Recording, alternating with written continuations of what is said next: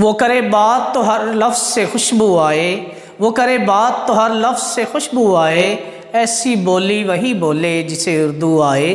अस्सलाम वालेकुम वरहमतुल्लाहि वबरकातुहू। इससे पहले लेक्चर में हमने इसमें मारफा की अक़साम पढ़ी थी और आज हम इसमें अलम की अक़साम पढ़ेंगे।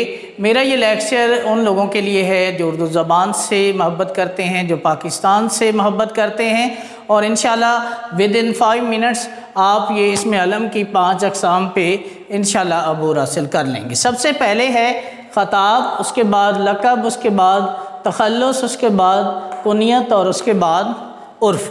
प्यारे बच्चों, ये भी एक क्वेश्चन हो सकता है कि इसमें अलम की कितनी अक़साम है, तो वो बेटा 5 अक़साम है। सबसे पहले ख़ताब को डिस्कस करते हैं। वो नाम जो हुकूमत की तरफ से किसी शख्स को दिया जाए उसे ख़ताब कहते हैं।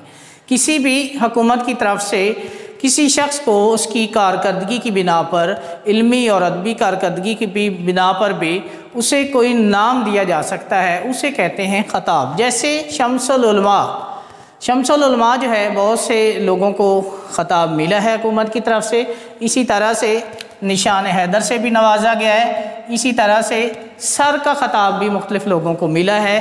तो ख़ताब जो है उसकी 3 एग्जाम्पल हैं, शम्सुल उलमा, निशान हैदर या सर। उसके बाद है लक़ब, कि किसी भी कारकर्दगी की बिना पर कोई भी कौम जो है किसी शख्स को नाम देती है उसे लक़ब कहते हैं। यानी ये कह सकते हैं कि कौम की तरफ से जो नाम मिलता है उसे लक़ब कहते हैं। मसलन कायदे आज़म, मादर मिल्लत, कलीमुल्लाह या खलीलुल्लाह।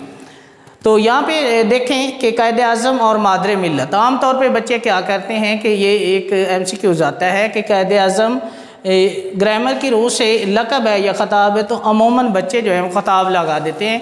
लेकिन यहाँ पे ये ज़हन में रखें कि कायदे आज़म या मादर मिल्लत जो है ये लक़ब है, ठीक है। इसके बाद तख़ल्लुस, वो मुख्तसर नाम जो शायर अपने असली नाम की जगह पर इस्तेमाल करते हैं उसे तख़ल्लुस कहते हैं। जैसे मिर्ज़ा असदुल्ला ख़ान गालिब, असदुल्ला ख़ान क्या है, उनका असल नाम है, और गालिब जो है वो मुख्तसर नाम है जो वो शायरी में इस्तेमाल करते हैं।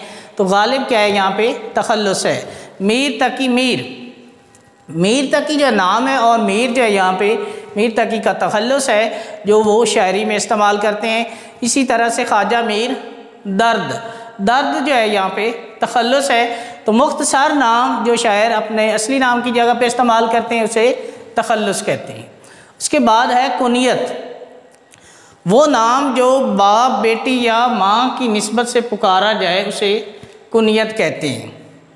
मसलन इब्ने मरियम, इब्ने ख़ताब या उम्मे कलसूम।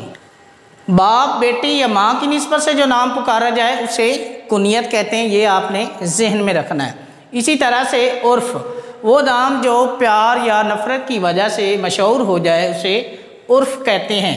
मसलन काशिफ से काशी, नोमान से नोमी, अकबर से अक्कू, ठीक है। कुछ नाम जो हैं वो लाड प्यार की वजह से रखे जाते हैं, कुछ नाम जो हैं वो नफ़रत की वजह से मशहूर होते हैं, तो उसे कहते हैं उर्फ़।